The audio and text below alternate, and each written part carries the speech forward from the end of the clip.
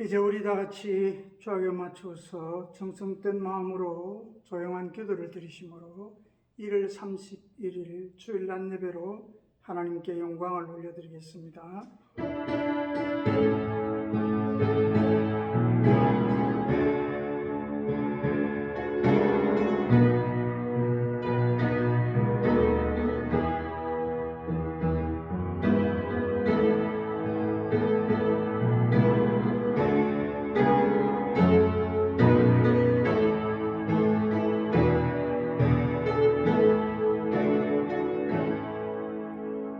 너 여인들아 여호와를 즐거워하라. 찬송은 정직한 자들이 마땅히 할 바로다. 수금으로 여호와께 감사하고 열줄 비파로 찬송할지어다. 새 노래로 그를 노래하며 즐거운 소리로 아름답게 연주할지어다. 온 땅은 여호와를 두려워하며 세상의 모든 거민들은 그를 경외할지어다. 아멘. 이제 우리 다 같이 경배 찬송 제1장 찬송 드리겠습니다.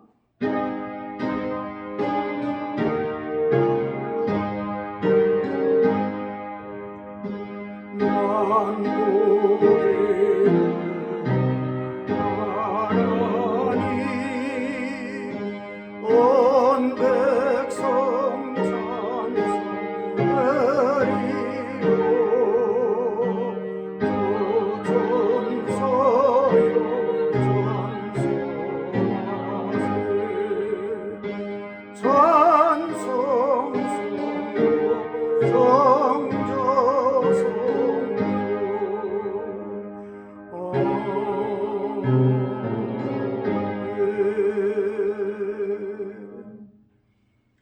사도신경으로 신앙을 고백합시다. 전능하사 천지를 만드신 하나님 아버지를 내가 믿사오니 그 외아들 우리 주 예수 그리스도를 믿사오니 이는 성령으로 잉태하사 동정녀 마리아에게 나시고 본디오 빌라도에게 고난을 받으사 십자가에 못 박혀 죽으시고 장사한 지 사흘 만에 죽은 자 가운데서 다시 살아났으니 하늘에 오르사 전능하신 하나님 편에 앉아 계시다가 또리로서 산 자와 죽은 자를 심판하러 오시리라. 성령을 믿사오며 거룩한 공회와 성도가 서로 교통하는 것과 죄를 사하여 주시는 것과 몸이 다시 사는 것과 영원히 사는 것을 믿사옵나이다. 아멘. 이제 시간은 우리 다 같이 찬송가 262장 다 같이 찬송하시면서 하나님 앞에 우리가 마음과 정성을 다하여 믿음으로 예물을 봉헌하겠습니다.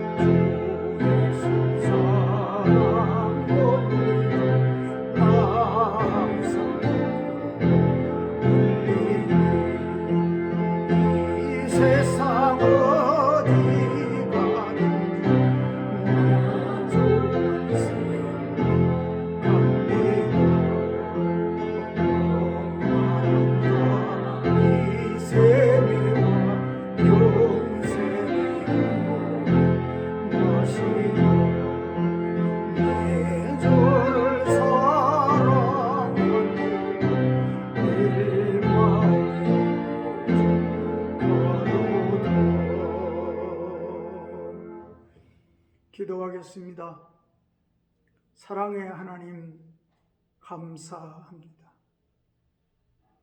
하나님, 우리의 삶이 어떠할지라도 하나님은 여전히 살아계시고 하나님은 여전히 우리를 통하여 영광을 받아 주심을 믿고 감사함을 올려드립니다.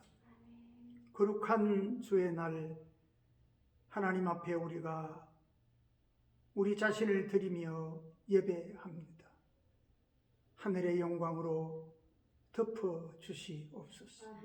산 소망으로 채워 주시옵소서. 응답으로 역사하여 주시옵소서. 우리가 예배하는 이 시간 모든 어려움들이 다 떠나가게 하시고 질병이 떠나가게 하시며 절망과 좌절과 의심들이 산산이 부수어지게 하여 주시옵시며 빛으로 놀라운 영광으로 임하시고 우리가 이 빛으로 세상을 살 수 있도록 역사하여 주옵소서. 코로나19로 인하여 이 나라의 백성들 온 세계 열방들이 큰 어려움을 겪고 있습니다. 아버지 하나님 긍휼을 베풀어 주시옵시고 특별히 하나님의 교회와 하나님의 자녀들에게 진실로 주님의 마음과 하나님을 사랑하고 사람을 사랑하는 마음을 주시며 이 어려운 때에 하나님의 사람으로 살아갈 수 있는 지혜를 허락하여 주시옵소서. 순결한 신앙을 허락하시고 어렵고 힘들 때일수록 정말 흔들림 없이 주님을 바라봄으로 꿋꿋이 서서 하나님 우리가 하나님의 우리 삶 속에 역사하시는 기적을 보게 하여 주시옵소서. 우리 성도들의 모든 가정과 자녀와 생업, 삶을 붙잡아 주시옵소서. 전능하신 하나님 아버지, 오늘도 우리가 귀한 예물을 하나님 앞에 올려드립니다. 믿음으로 올려드립니다. 모자라는 것이 넉넉함으로 채워지게 하시고 더 좋은 것으로 부족함이 없이 채워지는 역사가 일어나게 해 주셔서 삶의 기쁨이 넘치게 하시고 하나님 우리의 삶의 모든 광주리가 채워지게 하여 주시옵소서. 복된 수입의 문을 열어주시고 잘못된 지출의 문들을 막아 주시옵소서. 하나님이여 우리의 삶을 받아 주시옵시고 속히 이 코로나19 이 병을 극복할 수 있도록 하나님의 은혜가 부어지고 또한 우리들에게도 지혜를 주셔서 속히 약이 개발되고 하나님의 은혜로 극복하게 하여 주시옵소서. 능히 승리케 하옵소서. 이 부정한 종 오늘도 주의 말씀 들고 섰습니다. 성령께서 이 종을 선하신 도구로만 사용하여 주시옵소서. 예수님의 이름으로 기도하옵나이다. 아멘.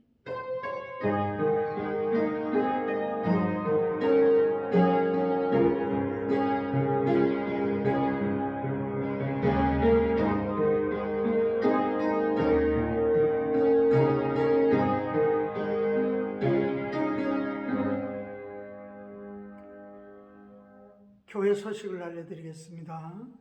우리는 언제 어디서나 그리스도인입니다. 일상 속에서 그리스도인으로의 삶의 모습과 자리를 지키며 하나님의 영광을 드러내는 삶을 살아가시길 기원드립니다. 금주 주일 예배는 교회에서 드리며 참석이 어려우신 분들을 위하여 예배 영상을 금주까지 보내드립니다. 우리가 다음 주부터는 모든 예배가 정상화되기를 바랍니다. 말씀대로 믿고 진실하게 기도하고 살면 반드시 좋은 일이 일어납니다. 나라와 민족의 평안을 위하여 기도합시다. 주일 오후 가정예배에 모든 성도님들 빠짐없이 함께 해주시기를 바랍니다. 교회와 성도들을 위하여 늘 사랑하며 함께 기도합시다. 목사님의 영역과 사역과 강건함을 위하여 기도하여 주시기 바랍니다. 아멘. 하나님 말씀 보겠습니다. 오늘 우리에게 주신 하나님 말씀은 누가복음 1장 5절에서 13절까지의 말씀입니다.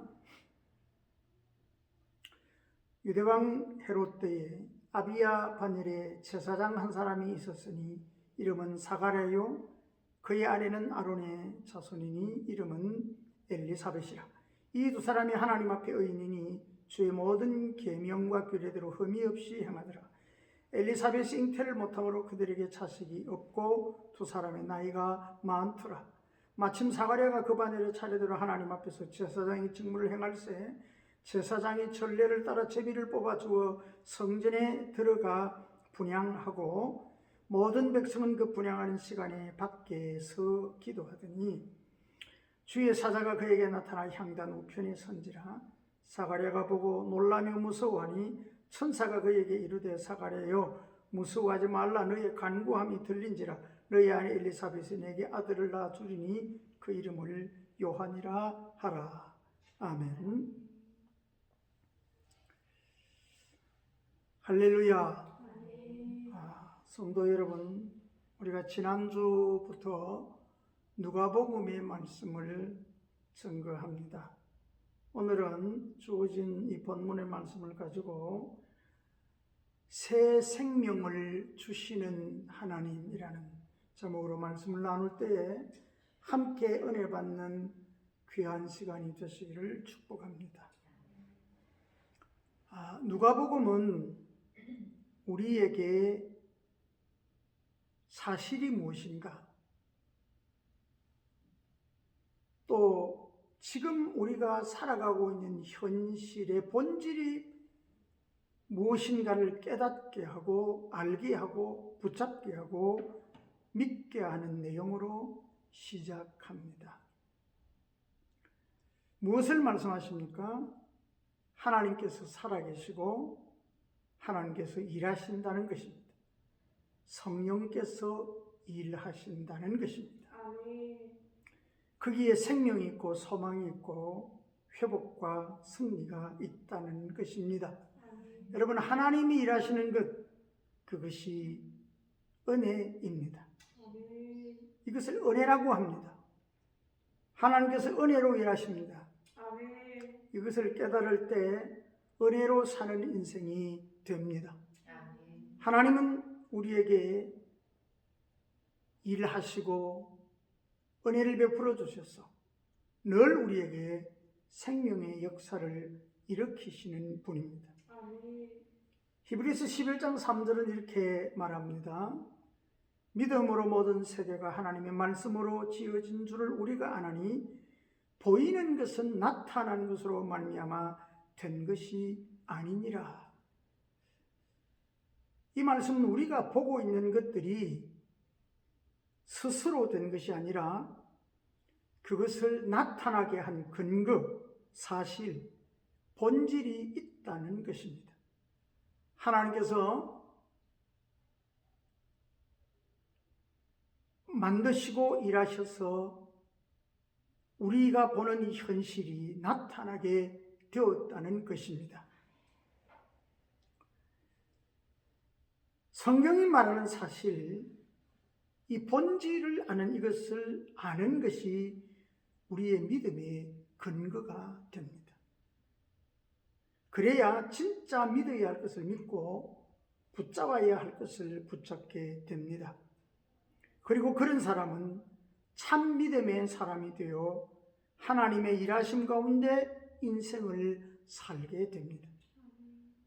우리 모두가 누가복음을 통하여 하나님의 일하심, 성령의 일하심의 은혜를 알고 그래서 참 믿음을 가지고 하나님의 역사하심을 삶에서 경험하게 되시기를 축복합니다. 아멘. 첫 번째는 하나님이 일하시면 됩니다. 아멘. 여러분, 하나님은 일하신다는 것을 믿어야 합니다. 아멘. 그리고 하나님이 일하시면 된다라는 것을 믿어야 합니다. 아멘. 하나님께서 성령으로 어떻게 일하시는가 하는 그 은총의 역사를 오늘 본 말씀을 통하여 한번 살펴보기를 원합니다. 5절로 7절에 보면 사가랴와 엘리사벳이라는 부부의 이야기가 나옵니다. 7절에는 이렇게 말합니다. 엘리사벳이 잉태를 못하므로 그들에게 자식이 없고 두 사람의 나이가 많더라. 여러분 무슨 말씀이십니까? 잉태를 못하고 그래서 지금 자식이 없고 그런데 뭐예요? 나이가 많아서 낳을 가능성도 없다. 이렇게 말씀하고 있는 거예요. 무엇을 말합니까? 상황이 절망이라는 거죠. 현재도 미래도 불가능이라는 것이죠. 이런 불가능한 현실 가운데 지금 하나님의 은혜가 임하고 있습니다. 성령께서 임하셔서 일하실 것을 말씀하고 계십니다.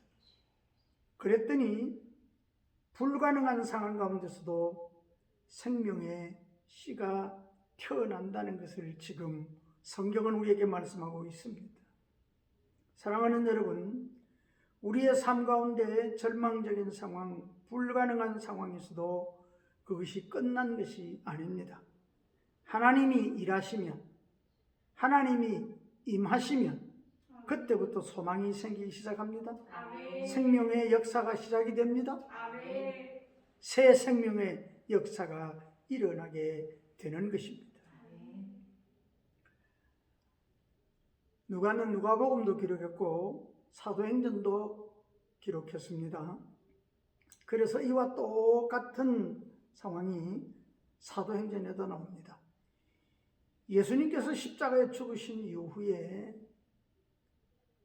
제자들은 다 도망가 버렸습니다. 그래서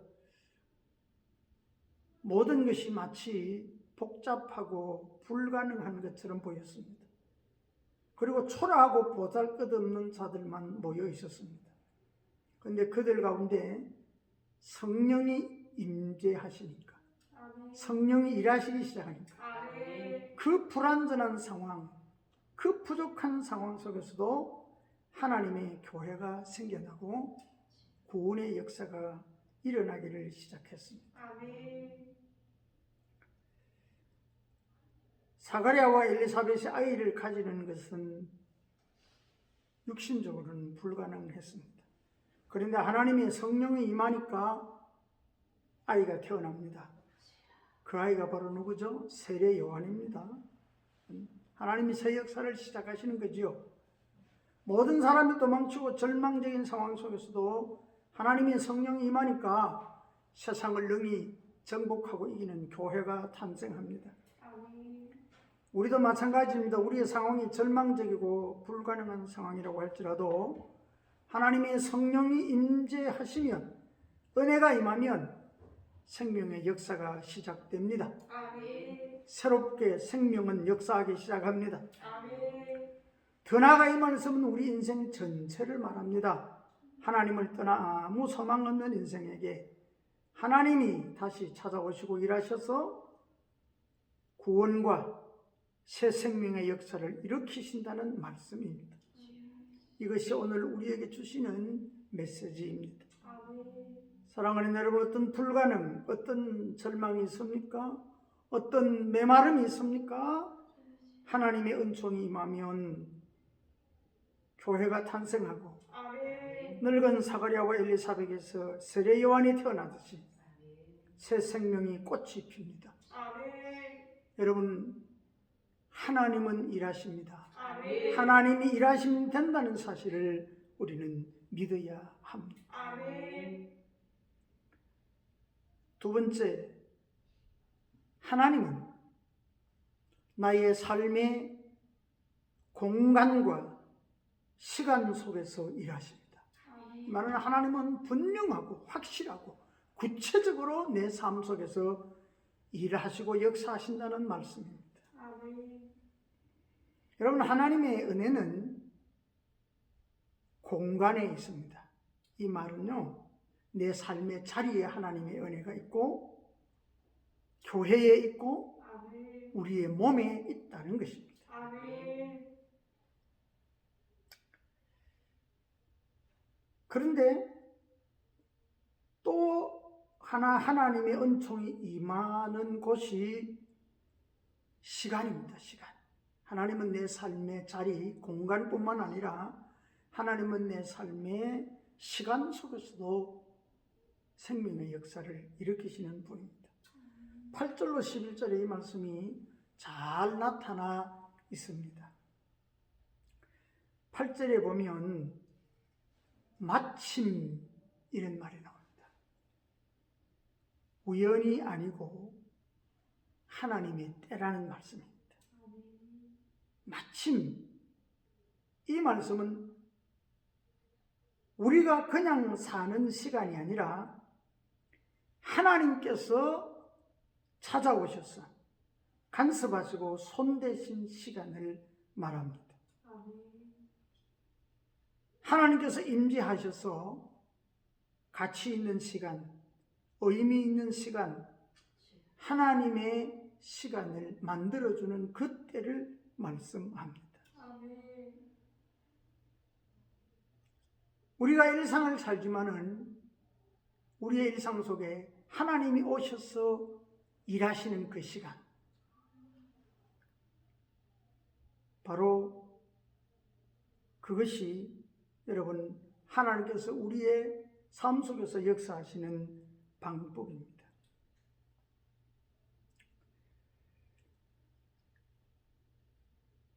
출애굽기 2장에 보면 갈대 상자에 넣어져서 나일강에 떠내려가는 모세의 모습을 볼 수 있습니다. 그런데 하나님께서 그때 바로의 딸이 목욕하러 왔다가 모세를 발견하게 합니다.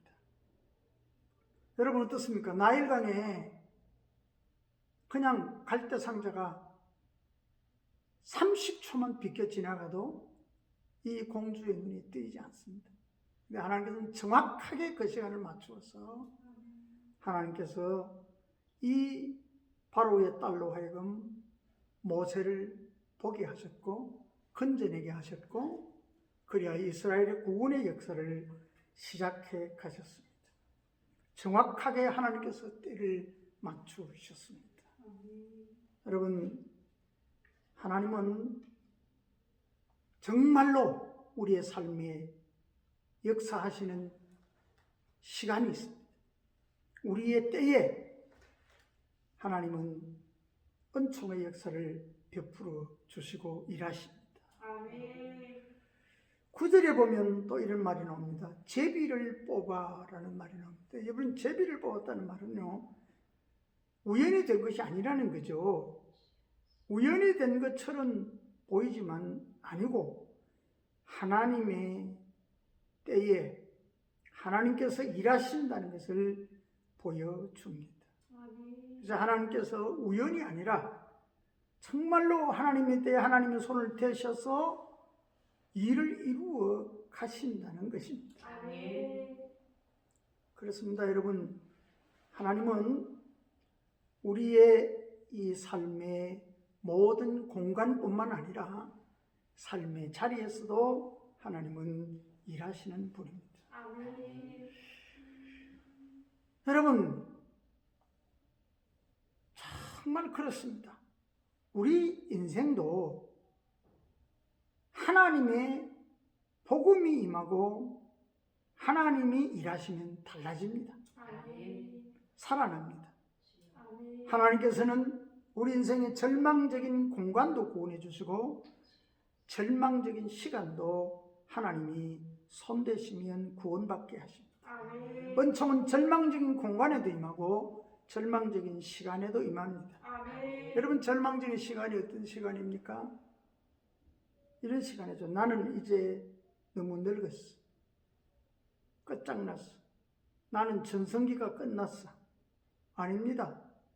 하나님께서 그럴 때 손을 대셔서 새 역사를 만들어 주십니다. 공간도 마찬가지입니다. 나는 가능성이 없어. 이곳에서는 안 돼. 이 몸으로는 안 돼. 아닙니다.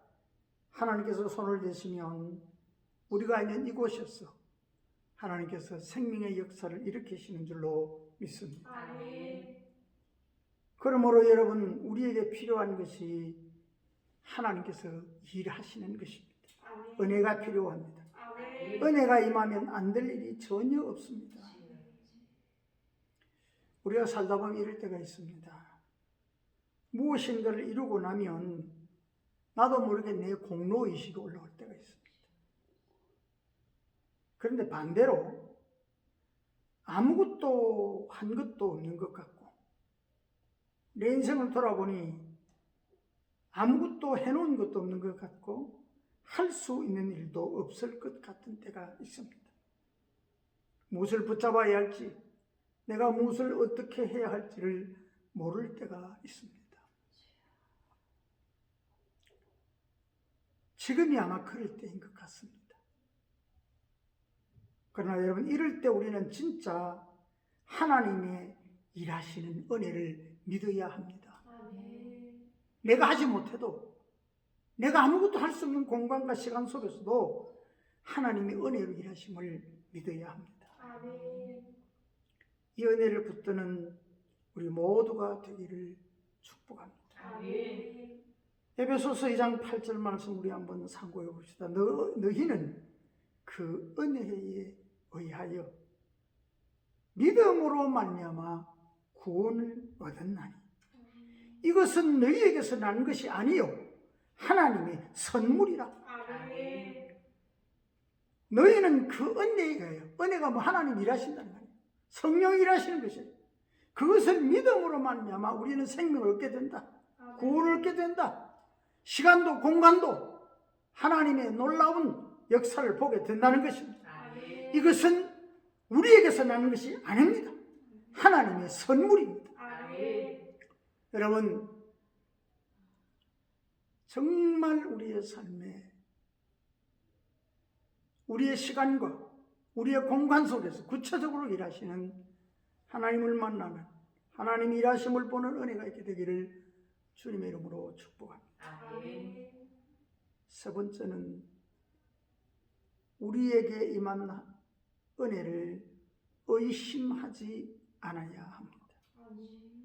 하나님 일하십니다. 성령이 일하십니다. 이것이 은혜입니다. 아멘. 그 안에 구원과 생명이 있습니다. 아멘. 이것을 의심하면 안 됩니다. 아멘. 믿고 의심하지 않으면 그 은혜가 더 풍성해집니다. 아멘. 12절로 17절에 보면 주님의 사자가 사가랴에게 나타나서 아들을 준다고 하니까 사가랴가 어떻게 했습니까? 아멘 할렐루야 이래야 되는데 놀라고 두려워했다고 그랬어요. 하나님 인자하시니까 놀라기도 하고 두렵기도 하겠지요. 그리고 또 이름까지 요한이라고 말하고 너도 기뻐하고 주변 사람들도 다 기뻐할 것이라고 합니다.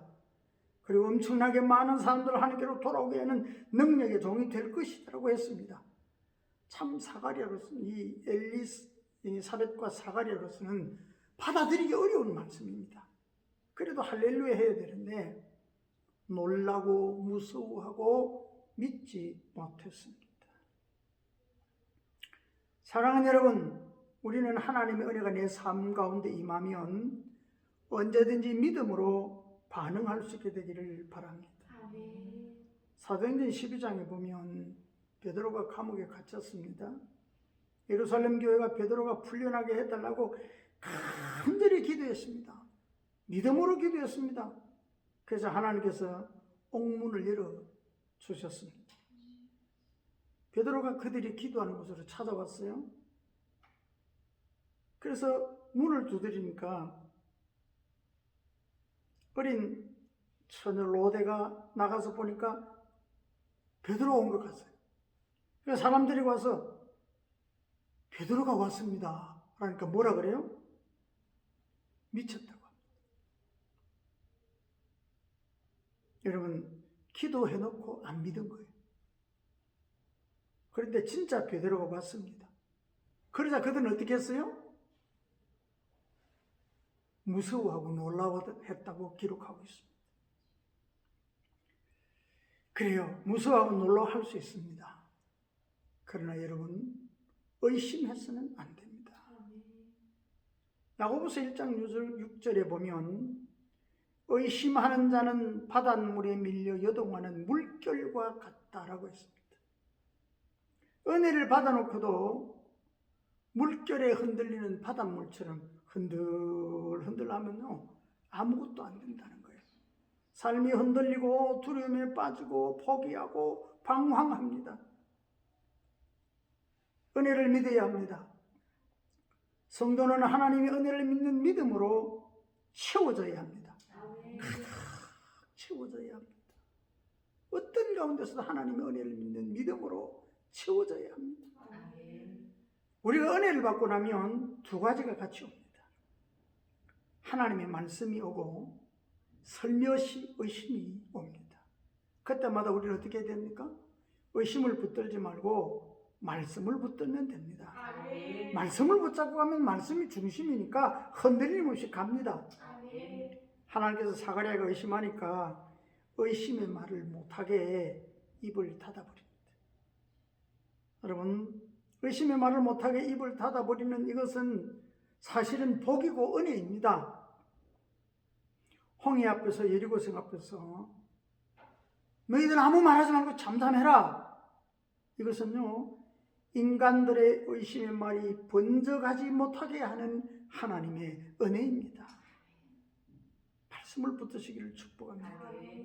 우리가 하나님의 은혜를 풍성하게 하고 확장시키려면 의심을 붙들지 않고 말씀을 붙들어야 합니다. 그리고 불신의 말을 하면 안 됩니다. 하나님의 일하심이 중요합니다. 그렇게 하려면 의심도 버리고 불신의 말도 버려야 합니다. 그래야 하나님의 은혜를 담을 수 있고 하나님의 일하심을 볼 수 있습니다. 말씀을 정리하겠습니다. 오늘도 많은 사람들이 어려운 현실만 보고 자포자기하고 절망합니다. 그런데 우리가 진짜 믿는 것은 하나님이 일하시면 됩니다.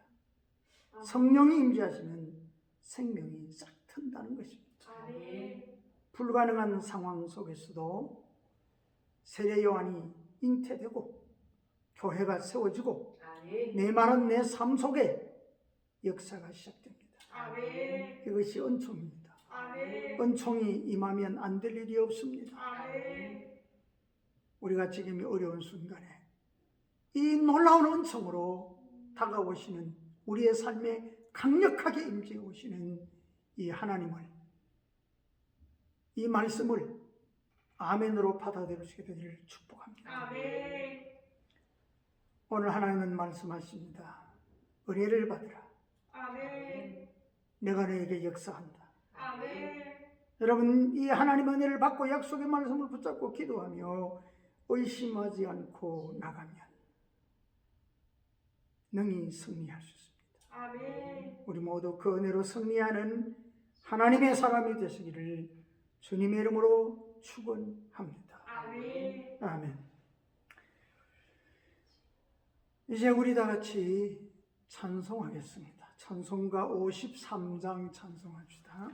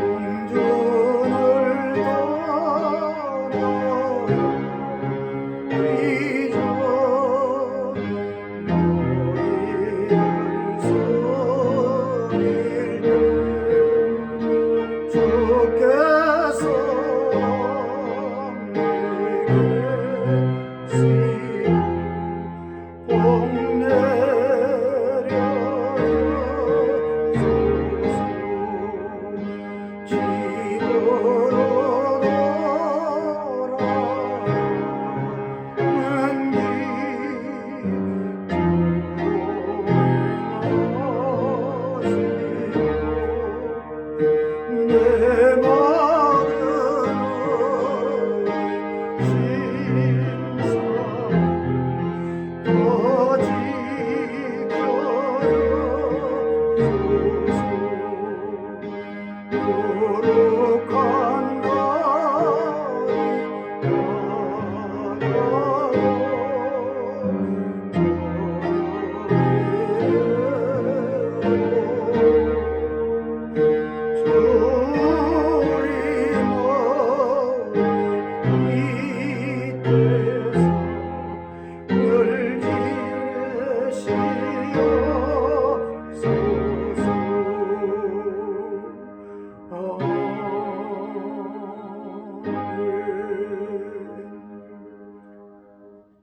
기도하겠습니다. 하나님 아버지 은혜를 감사합니다.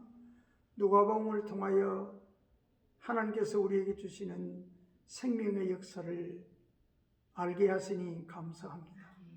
보게 하시고 믿게 하셔서 우리 모두가 다 우리 가운데 새 생명의 역사가 일어나는 것을 경험하게 하시고 증거하게 하여 주옵소서. 아멘. 복되게 하옵소서. 아멘. 형통하게 하옵소서. 아멘. 승리케 하옵소서. 아멘. 강건케 하옵소서. 아멘.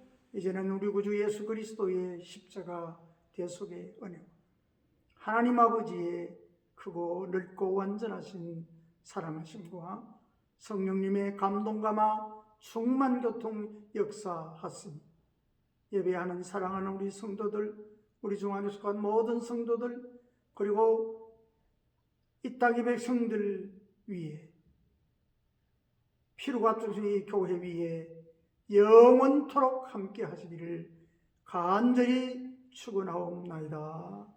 아멘.